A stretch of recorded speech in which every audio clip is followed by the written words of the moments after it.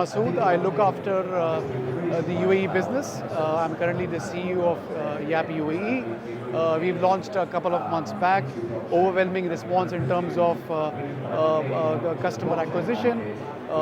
Going strong so far. Obviously, there is thousands of customers who are currently in the waiting list, and we are trying to onboard as many as possible over a period of time. My background has been banking all along. I've been in the UAE for the last 20 years. Know this market very well. Obviously, the payment space has evolved much in the last 20 years and digitization has really made leaps and bounds in terms of where it was even 5 years back to where it is today. So, yeah, remarkable shift in terms of where digital is seen, probably pre-COVID and then post-COVID, of course. Yes. Awesome. So, what do you see are the key challenges for fintech adoption in the region and globally? So I think banks have now started embracing fintechs a lot more than what they used to do prior to 2 or 3 years back. I think banks have very clearly realized and they have shifted from what they said that they could do themselves versus going to fintechs and saying, okay, no, you know what, there are guys who know exactly what needs to be done, or what is the best way to do it. Let's engage them. So we are currently now talking to 9 countries and we almost signed up with them, and all of those gives us a very positive response in terms of how banks are now embracing fintechs. So it's very positive. I think regulatory environment plays a key fundamental role in terms of this partnership, and the regulators are also evolving. So that's also coming up in its own curve. Is it as fast as where fintechs and banks are collaborating? Probably not, but it's only probably not now. But I can see in terms of the interaction with the regulators, they're really picking up the pace in all the, especially in Middle East, Africa, Southern Asia, where we are positioning ourselves. There's a lot of good interaction, a good response from the regulators, especially in terms of how fintechs are working with banks. So in terms of future, if you were to paint a fintech-enabled future, what would that be in 5 years from now? I think banking still brings in trust. Yeah, so banks are here to stay. I know there's a lot of talk about in this forum about are banks going to be there? Is it the last lap for the banks? Answer is no. I think banks still give in a lot of trust as far as money is concerned. But in terms of fintech partnerships, there will be a lot more in the region. And from a payment space perspective, I mean, I know crypto is kind of a negative term, if I would like to say, especially when it comes to banks talking about cryptos. But I think in the next 18 months, especially with, I think, first step is open banking. I think that's the key. That's going to kind of just change the mindsets in terms of the cloud computing. That's also coming big in this space.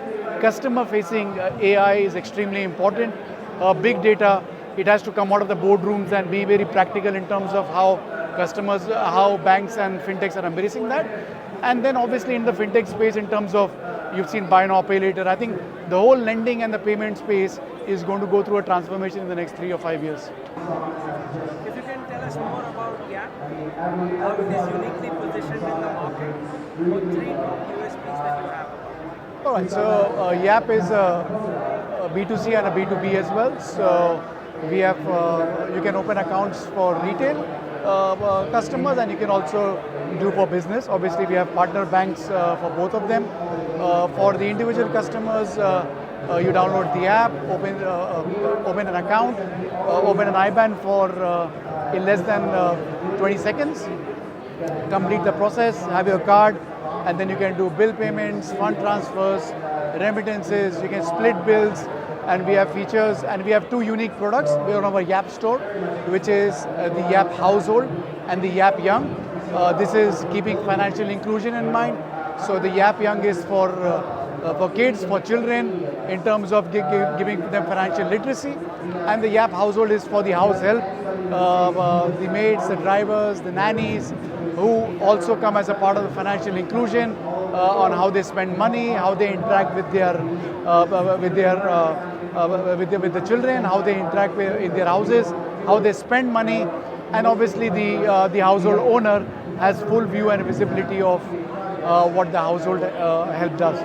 So it's quite inclusive in terms of where we are positioning ourselves, YAP Young, and I think our uniqueness comes in building all of this together. You know what I'm saying? So we all have heard of these in different markets, in different segments, even in UAE, where everything has been done differently. But this is about bringing all under one umbrella, making it more relevant, and then making sure it's useful as and when you need it. It's not about just simply opening a bank account and doing it. It's about if you want something for your kids, you can immediately access for your kids. Something for your household, you want to transfer money, you want to remit money, let's say for example, to many countries across the globe, within 60 seconds you can do that. So I think the whole idea is to be absolutely inclusive, at the same time be very relevant. What according to you are the key challenges for fintechs, and especially fintechs like yours, to be successful in this market and globally?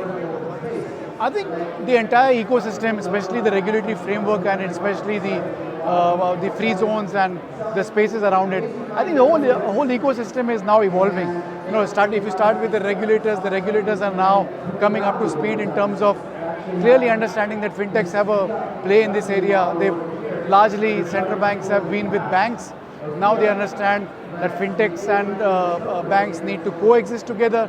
There are frameworks in UAE. There are many laws that are being and regulations that are coming in, which will kind of propel this network. If you see in Saudi, open banking is now coming in. They've already started that. They've got a blueprint. In the next 18 to 24 months, they're going there as well. YAP will be there as well. So I think that's the key. I think the second bit is in terms of the VC funding. I think you need to see more of that. Obviously, in the Silicon Valley, obviously, even if you're a $100,000 startup, you can expect to receive. I think we need to see more of that coming in. So, yeah, once you are up there and getting into the space of institutional lending, yes, they're there. But start from seed funding, start from the family and friends, pre-series. I think you need a lot more investment to come in. It's coming in, but not at the pace in terms of how the fintechs are coming in, especially the incubation hubs in the Middle East, Africa, and Southern Asia, where our markets are. You need a lot more in that space. Very encouraging signs, but still there are some yards to cover there. Last question. A lot of young people are aspiring to be tech entrepreneurs, fintech entrepreneurs. What's your advice to them? I think to start with, I think UAE is one of the best places to start. Being in Dubai, being in Abu Dhabi, or whichever space you are in, I think they've set up a great platform to start in. Your barriers to entry are limited. The laws are getting much clearer. They were grey, but now they're getting clearer. Investment is coming in. So I think the most important thing is, and I said this before, solve real problems for real customers. There's just so much being spoken about. It's easy to get diverted to the whole classiness and the whole glossiness regarding fintechs and technology. I think you still need to solve a problem. Technology is only an enabler. So as fintechs, as long as you're relevant, you have a skin in the game. And I think my most favorite line is, please concentrate on customer service. You can have the best of technology, you can have the best of experience, but if your customer experience is lacking, then you won't get much far. So I think to get sustainable investment all across, you need to be absolutely sure that your customer experience is intact, and which is where we are focusing on. And it's never the end. We always say, in every 3 months we have to revisit our customer strategy and say how we can put customer in the forefront, and that's a continuous process. It's always evolving.